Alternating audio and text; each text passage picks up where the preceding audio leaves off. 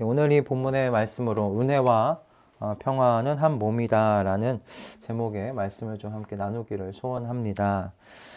이번 주 저희가 화요일부터 금요일까지 에베소서 말씀을 함께 나누었었습니다.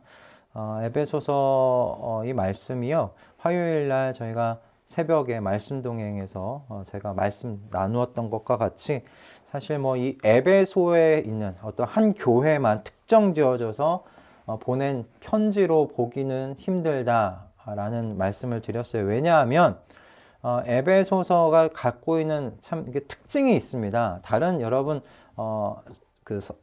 바울 사도가 쓴 편지를 보시면 그 각 교회가 가지고 있는 문제에 대해서 언급하고 그 문제를 어떻게 해결할 것인지에 대해서 가르치는 내용들이 나오는데, 에베소 편지에는 그런 내용이 없습니다. 그 교회가 갖고 있는 문제가 무엇인지 드러나지도 않고 있어요.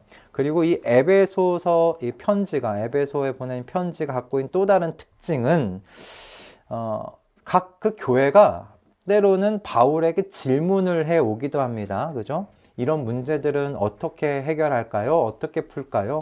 뭐 그런 질문들을 해 오는데, 어떤 신학적인 질문들도 있지요.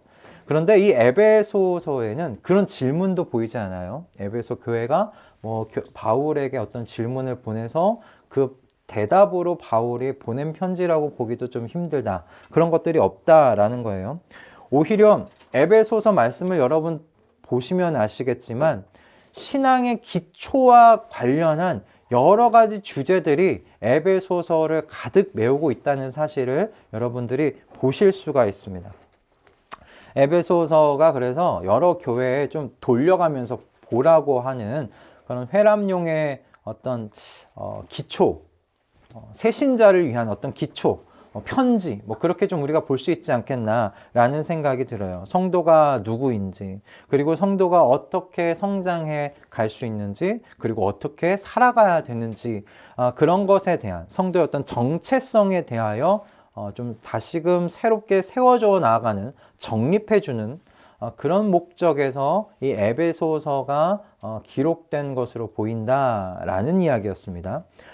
그래서 말씀드리는 것은 새벽마다 이 에베소서 말씀을 저희가 주제별로 이렇게 하나씩 좀 길게 말고 짧게 다루어 나가려고 합니다. 그때 에베소서 말씀 잘 들어보셨으면 좋겠습니다. 신앙은 여러분 내가 믿고 싶은 것을 믿는 게 아니죠. 그렇죠? 신앙은 내가 믿고 싶은 것을 믿는 게 아니라 하나님께서 말씀 속에 두고 계신 것, 그것을 여러분 믿고 실천해 나아가는 것이 여러분 신앙입니다. 그래서 신앙이 건강하고 바르게 성장하려면 여러분 바른 지식이 필요한데, 에베소서가 그렇게 바르게 좋은 지식을 우리가 정립해 나아가는데 참 굉장히 좋은 자료, 그리고 서신이라고 생각이 듭니다. 그래서 그런 든든한 기초석을 세워 나아가는 에베소서 말씀을 우리가 좀 같이 나누었으면 좋겠습니다. 그래서 아침마다 이 말씀 동행 짧지만 우리 성도님들 한 분 한 분들이 건강하게 성도로서 세워져 나아가는데 그것을 돕는 지식으로 잘 활용되어졌으면 좋겠다. 그렇게 좀 여겨집니다. 그러니까 에베소서 말씀 이렇게 이어져 나아갈 때 관심 가지시고 적극적으로 한번 배워보시려고, 여기서 하나님이 어떤 메시지를 이야기하고 계시는가 여러분 관심 기울여서 받아 누리시는 그런 복 누리게 되는 그런 에베소서 말씀 전체가 되었으면 좋겠습니다. 오늘은 그 중에서 에베소서 1절과 2절의 말씀을 좀 함께 나누려고 합니다. 1, 2절의 말씀이 여러분 중요할 뿐만 아니라 사실 저희가 평상시에 놓치고 살기 쉬운 말씀이기 때문에 1절과 2절 말씀을 특별하게 이 시간 좀 선택하게 되었습니다. 여러분 되게 1절과 2절을 보면 사도 바울이 편지를 쓸 때 편지 앞부분에 두고 있는 인사말 정도라고 우리가 그렇게 생각하고 쉽게 넘겨버리실 수가 있을 것 같아요. 우리 아버지 하나님과 주 예수 그리스도께서 내려주시는 은혜와 평화가 여러분에게 있기를 빕니다. 누가 봐도, 어떻게 봐도 이 편지를 시작할 때 예의상 적어 놓은 그 인사말 같아 보여요. 그런데 여러분, 바울이 교회들에게 보낸 모든 편지에 여러분, 이 은혜와 평화가 있기를 빈다는 이 말이 공통적으로 들어가 있다는 걸 아십니까? 어느 하나 편지 예외가 없습니다. 로마서부터 시작해서 디모데 후서까지 여러분 찾아서 보시면 우리 하나님 아버지와 주 예수 그리스도께서 내려주시는 은혜와 평화가 있기를 빈다는 여러분, 이 말이 모두 공통적으로 들어가 있습니다. 저는 이 정도 되면 바울이 이렇게 은혜와 평화를 빈다는 이 말이 입에 발린 말 아닐 것 같아요. 그냥 인사말 정도로 그냥 갖다 붙여놓은 그런 말 같지가 않다라는 겁니다. 여러분, 우리 하나님 아버지와 주 예수 그리스도께서 내려주시는 은혜와 여러분 평화가 이렇게까지 계속 모든 편지마다 앞부분에 두고 있는 것은 사도 바울이나 그리고 이 성경이 이야기하는 바 은혜와 평화가 여러분 우리 성도의 신앙의 기초고 근간이 되기 때문이다라는 거예요. 어떤 분은 그래서 이 은혜와 평화에 대해서 이렇게까지 표현을 했어요. 그리스도인의 삶은 은혜로 시작하고, 그리고 그리스도인의 삶은 평화를 내놓습니다 라고 그렇게 이야기를 합니다. 즉 신앙은 은혜로 시작하고 평화로 마무리된다라는 말이죠. 여러분, 이런 이야기 속에서 우리가 캐치해야 되는 것이 있습니다. 신앙은 은혜로 시작하고 평화로 마무리된다. 이 말 속에서 우리가 캐치해야 되는 것이 무엇인가? 여러분, 은혜와 평화가 한 몸이라는 거예요. 은혜 따로, 평화 따로가 될 수 없다는 겁니다. 은혜를 받으면 평화는 반드시 뒤따라 오는 한 몸과 같다라는 것이에요. 하나님의 은혜가 여러분 성도에게 주어질 때 하나님의 평화가 임하지 않을 수 없다는 겁니다. 반대로 하나님의 평화가 임했는데 하나님의 은혜에 대한 고백이 성도의 그 삶 속에 자리 잡지 않을 수 없다라는 얘기도 됩니다. 하나님의 은혜가 임하면 하나님의 평화가 성도의 마음과 영혼 가운데 밀려 들어와 하나님의 평화의 지배 속에 임하게 된다라는 이야기입니다. 그래서 사도 바울이 우리 하나님 아버지와 주 예수 그리스도의 은혜와 평화가 있기를 빈다고 함께 늘 한 덩어리로 그렇게 인사말에 적어 놓은 것이죠. 여러분, 왜 이렇게 될 수밖에 없는지, 왜 은혜가 오면 평화가 뒤따를 수밖에 없는지, 여러분, 은혜가 뭔지를 생각해 보면 여러분 자연스럽게 이해가 됩니다. 은혜에 관하여서 그래서 먼저 좀 말씀드리고 싶은 건 이겁니다. 여러분, 성경이 가르치는 은혜는요, 여러분, 감정의 위로가 아니라는 점을 여러분 꼭 기억하실 수 있기를 바랍니다. 은혜는 감정의 위로가 아닙니다.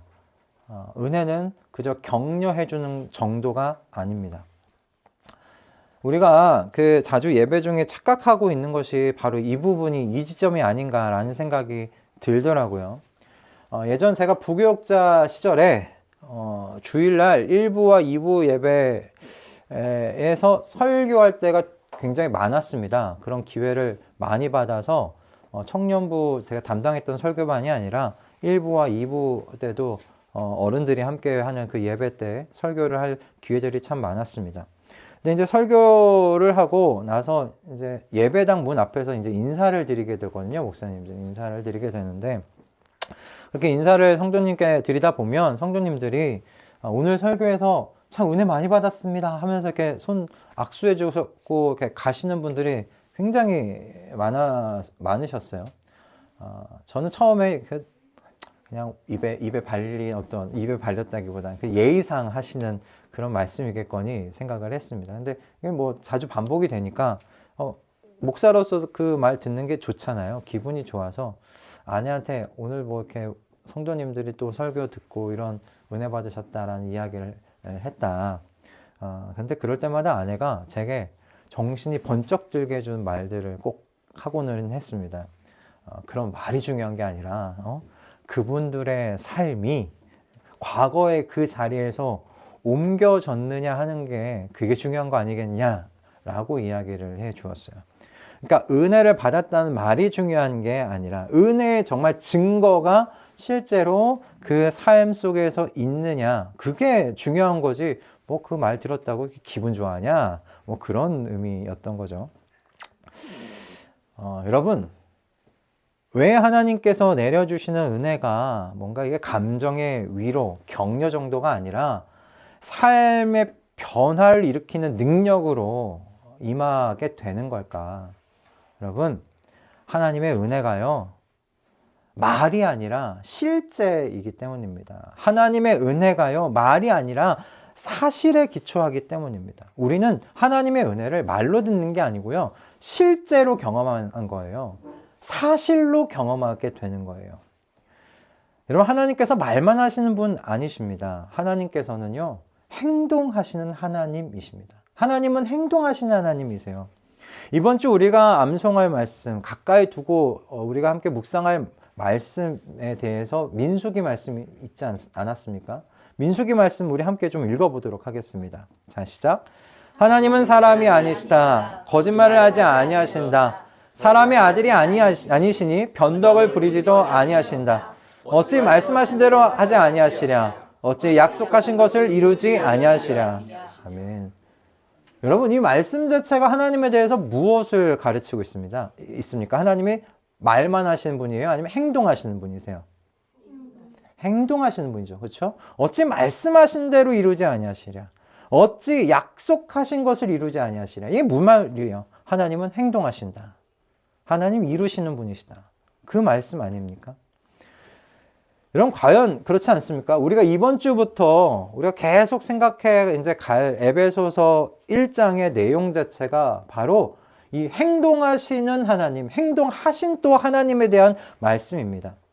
3절부터 우리가 14절 말씀을 보면 성부 하나님에 대한 이야기, 성자 하나님에 대한 이야기, 성령 하나님에 대한 말씀이 이제 각각 나옵니다. 그분들이 저와 여러분의 구원을 위하여 어떤 행동을 실천하셨는지에 대해서 3절부터 14절까지 우리가 앞으로 보게 될 텐데 그 말씀 속에서 나타나 있습니다. 하나님께서 그저 말씀으로만 내가 너희 구원할 거야. 내가 너희를 그 죄 가운데서 구원해서 내 자녀 삼아 줄게. 말씀만 하신 게 아니고요. 그렇게 공수표만 날리신 분이 아니시고요. 성부 하나님께서요, 직접 저와 여러분을 그리스도 예수 안에서 사랑하셨고 거룩하고 흠이 없는 하나님 보시기에 그렇게 깨끗한 자녀를 삼겠다고 결정하셨습니다. 그리고 그 결정을 성자 하나님이신 예수 그리스도의 십자가 그 고난과 죽음을 통하여서 흠 많은 저희의 그 모든 죄의 흠을 깨끗하게 씻어 주셨습니다. 깨끗하게 치워 주셨습니다. 그렇게 이루셨습니다. 그렇게 행하신 것도 모자라서 하나님께서 우리에게 성령 하나님을 보내어 주셨어요. 우리가 받은 용서와 그 구원이 얼마나 확실한 것인지 성령 하나님을 통해서 저와 여러분에게 매일 매순간 확증해 주세요. 여러분, 14절 말씀입니다. 14절 말씀 함께 좀 읽어보도록 하겠습니다. 함께 읽겠습니다. 자, 시작. 이 성령은 하나님의 소유인 우리가 완전히 구원을 받을 때까지 우리의 상속의 담보이고 우리로 하여금 하나님의 영광을 찬미하게 하십니다. 아멘. 우리가 누구의 소유라고요? 이미 하나님의 소유래요. 그리고 완전히 구원받을 때까지, 하나님께서 이 땅 가운데 임하실 때까지, 우리가 부활의 그 새로운 몸을 입을 때까지 우리와 함께 하시면서 상속의 담보가 되어 주신대요.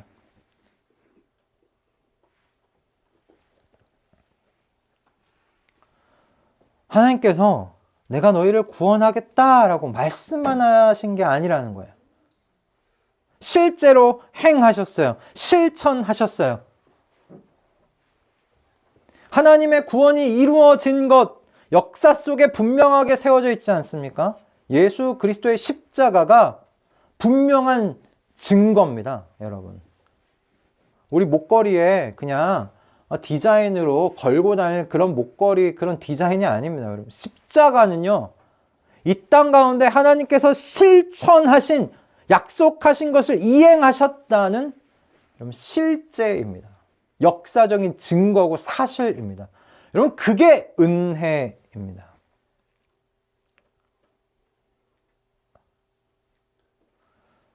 여러분, 이 역사적인 사실과 증거가 우리에게 은혜가 되려면요, 저나 여러분이나 한 가지 정말 중요하게 알아야 할 게 있어요.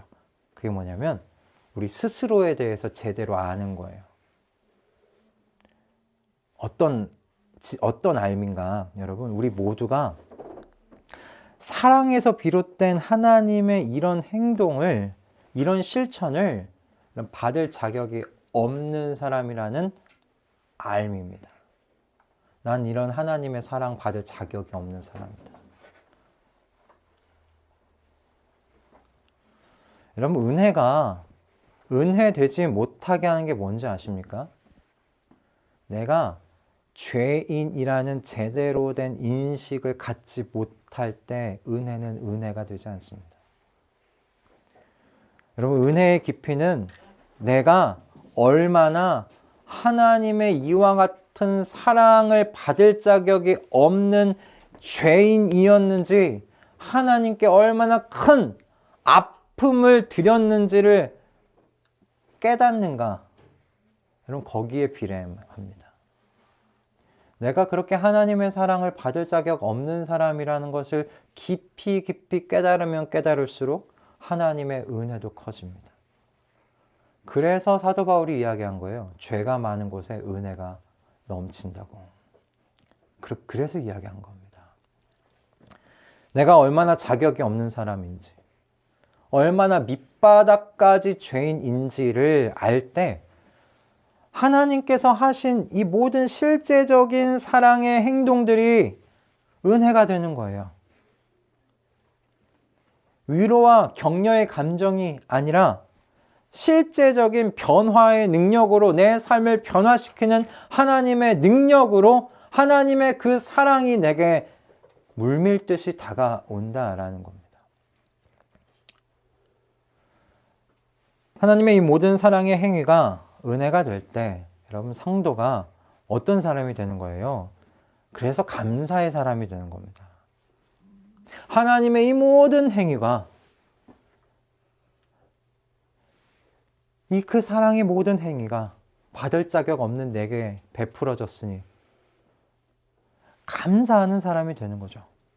여러분, 감사하는 사람이 되니까 찬양하는 사람이 되는 겁니다.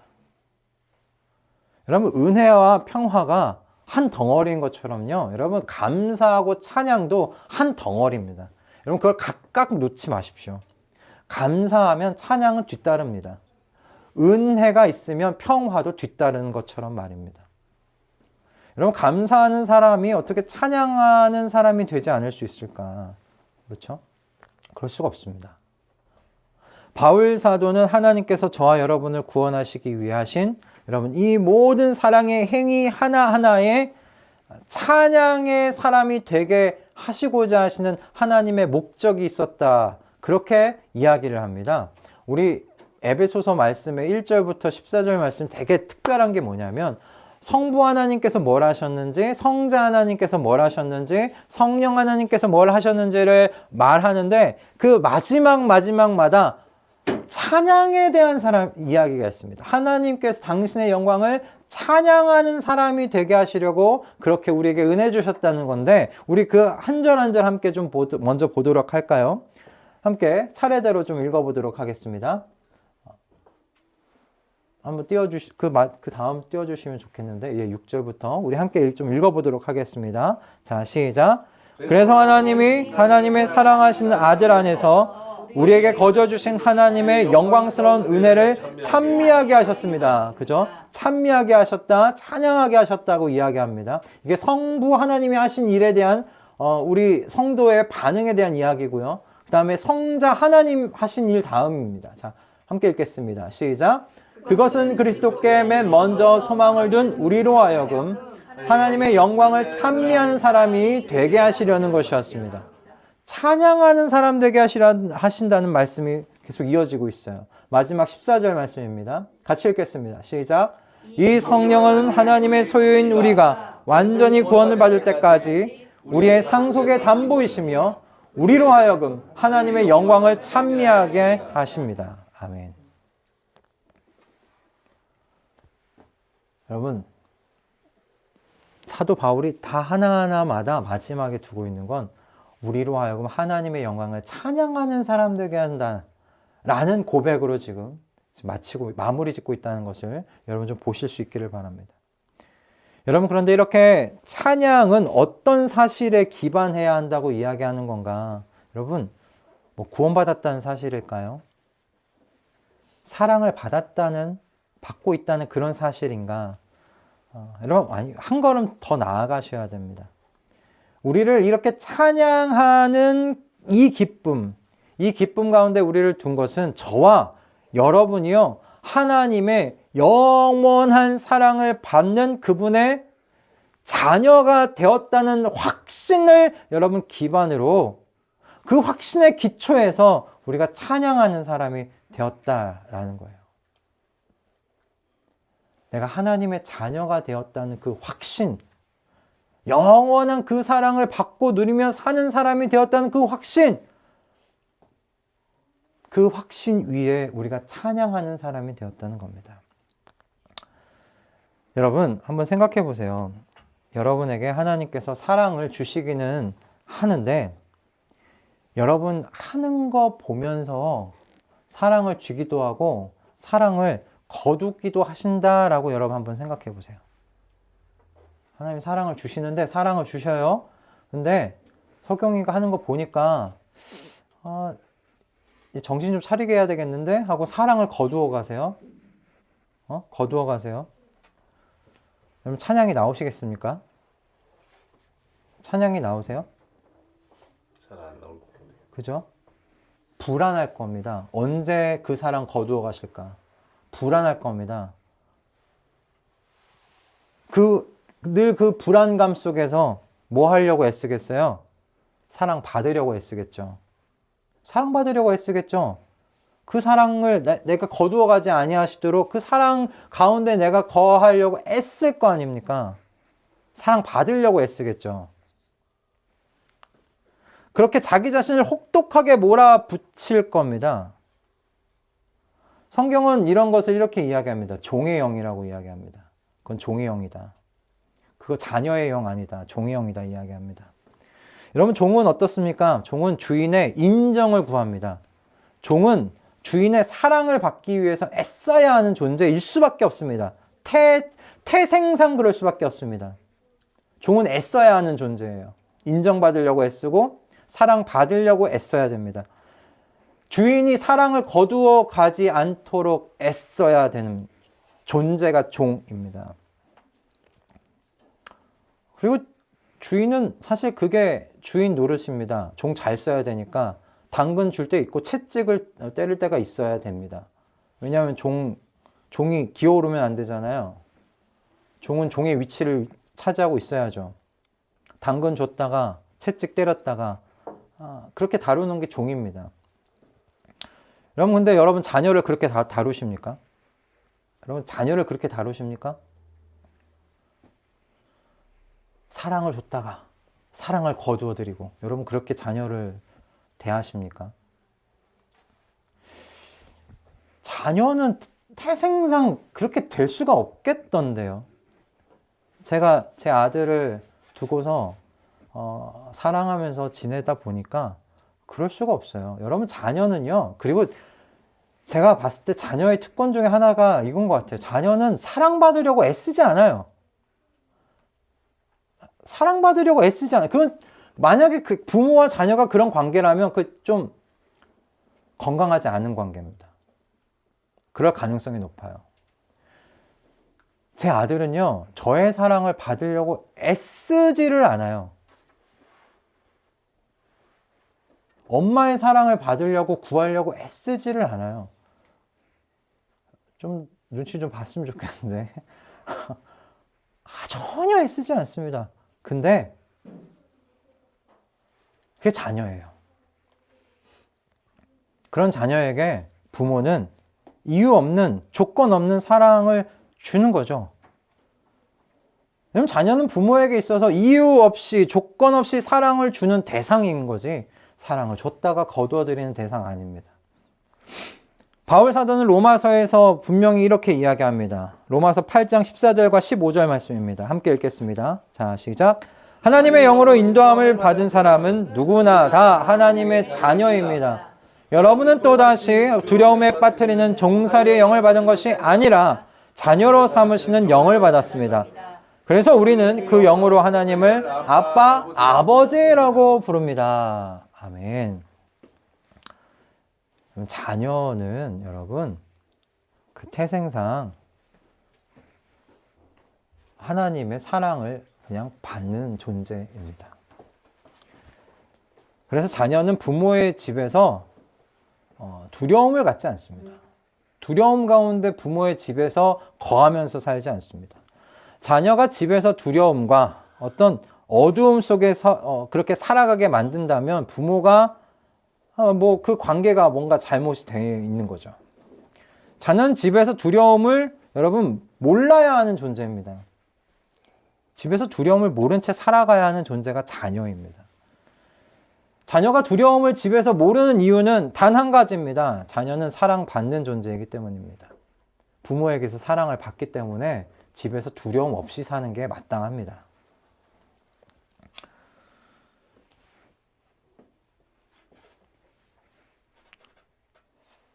요한일서 4장 18절 말씀 좀 함께 읽어보도록 하겠습니다. 함께 읽겠습니다. 자, 시작. 사랑에는 두려움이 없습니다. 완전한 사랑은 두려움을 내쫓습니다. 두려움은 징벌과 관련이 있습니다. 두려워하는 사람은 아직 사랑을 완성하지 못한 사람입니다. 아멘. 여기 이야기하잖아요. 두려움은 징벌과 관련이 있습니다. 여러분, 자녀가 집에서 내가 벌 받을 거야 라고 부모에게 벌 받을 거라고 생각하면 집에서 그렇게 평화롭게 살지를 못합니다. 긴장감 속에서 살아갑니다. 두려움 가운데서 살아가게 됩니다. 하나님께서 말씀하시는 건 이거예요. 사랑에는 두려움이 없다. 완전한 사랑은 두려움을 내쫓는다. 부모와 자녀 간의 사랑을 여러분 한번 생각해 보십시오. 그래서 여러분, 우리가 갖고 있는 하나님에 대한 이 기쁨, 그 찬양의 근원이 어딘가?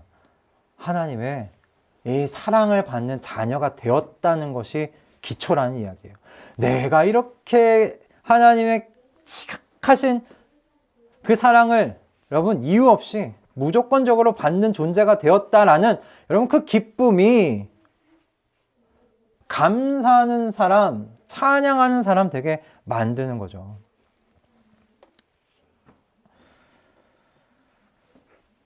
여러분, 하나님은 사람하고 다르십니다. 하나님은 사람과 다르셔서 하나님께서 시작하신 사랑을 멈추지 아니하십니다. 하나님께서 그 사랑을 여러분 완성하십니다. 받을 자격 없는 우리가 받고 있는 이 하나님의 사랑을 한번 여러분 생각해 보십시오.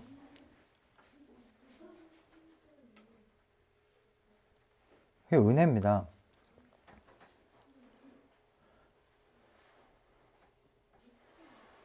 우리가 하나님의 집에서 지금 하나님의 그 사랑을 받고 있는 그 모든 것이 우리는 자격이 없는데 자격 없는 자들에게 주어지고 있는 사랑이라는 거예요. 그게 은혜입니다. 이 은혜 안에 있으면 그래서 여러분 자연스럽게 평화가 오는 겁니다. 평화가 그리스도로 옷 입은 사람들이 풍기는 삶의 증거가 되는 겁니다. 그래서 하나님의 여러분 은혜가 그리스도인의 삶을 시작하게 만들었다면 그리스도인의 삶은 평화를 이끌어낸다고 그렇게 앞부분에서 말씀드린 거예요. 그래서 은혜와 평화가 한 덩어리라고 이야기하는 겁니다. 은혜가 우리의 신앙을 시작하게 만들었다면 평화가 우리의 신앙의 마지막이라고 이야기 드리는 겁니다. 은혜 따로 평화 따로가 아닙니다. 한 묶음입니다. 한 몸입니다. 오늘 우리의 이 신앙의 여러분 핵심이고 기초로 우리 은혜와 평화를 말씀드린 이유는 여러분이 은혜 가운데 평화를 이루면서 우리가 살았으면 좋겠다라는 그 마음의 소원이 이 말씀을 묵상하면서 생겼기 때문입니다. 하나님의 은혜의 여러분 고백은 우리의 삶 속에 드러나는 평화로서 증명된다는 것을 기억하실 수 있기 바랍니다.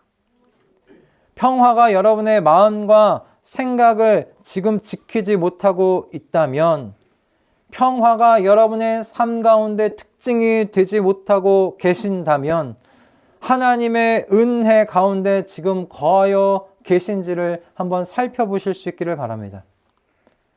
은혜가 찾아오면 여러분 평화도 함께 임하는 법이라는 사실을 여러분 잊지 마실 수 있기 바랍니다.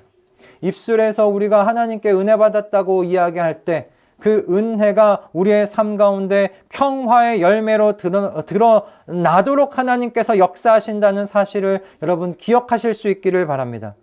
받을 자격 없는 사람에게 베푸시는 하나님의 그 끊임없는 사랑 속에 살아가는 성도가 어떻게 그 마음 가운데 평화가 찾아오지 않을 수 있겠습니까?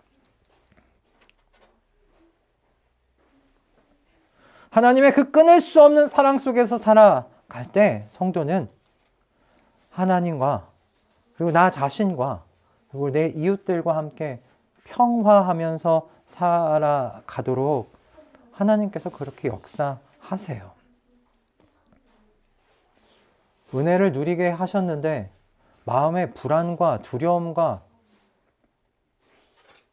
걱정 가운데 살아가도록 하나님께서 인도하지 아니하신다. 여러분, 라는 사실을 내 마음 가운데 품고 살았으면 좋겠습니다.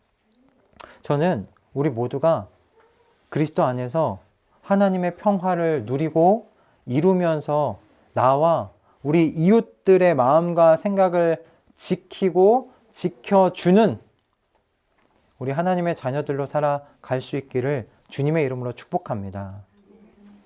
여러분, 그러기 위해서 끊임없이 그리스도 안에서 매일같이 새롭게 주시는 하나님의 여러분 지극하신 사랑을 확인하실 수 있기를 바랍니다. 매일 아침이 사도 바울의 지금 이제 읽게 될 우리 말씀의 고백이 나의 고백으로 시작되는 여러분의 매일매일의 아침이 되실 수 있기를 주님의 이름으로 축복합니다. 우리가 마지막으로 읽을 사도 바울의 고백은 로마서 말씀입니다. 로마서 8장 35절부터 39절. 그 우리에게 주신 하나님의 그 끊을 수 없는 그 사랑이 받을 자격 없는 우리에게 주어졌습니다. 그것도 매일매일 새롭게 하나님께서 우리에게 이 받을 자격 없는 자들에게 이 사랑을 베풀어 주고 계십니다. 여러분, 그것이 은혜입니다. 여러분, 그 은혜가 매일매일 우리에게 새롭게 임하고 있습니다. 그 은혜 가운데 우리가 거하고 있다면 주님, 우리의 마음 가운데 하나님께서 하나님의 평화로 그리스도 안에서 우리의 마음과 생각을 매일같이 지켜주실 줄로 믿습니다. 우리 함께 로마서 8장 35절부터 39절 말씀 읽고 오늘 말씀을 좀 마무리하도록 하겠습니다. 우리 천천히 함께 좀 읽어보도록 하겠습니다. 자, 시작. 누가 우리를 그리스도의 사랑에서 끊을 수 있겠습니까? 환난입니까? 공고입니까? 박해입니까? 굶주림입니까? 헐벗음입니까? 위협입니까? 또는 칼입니까? 성경에 기록한 바 우리는 종일 주님을 위하여 죽임을 당합니다. 우리는 도살당할 양과 같이 여김을 받았습니다. 한 것과 같습니다.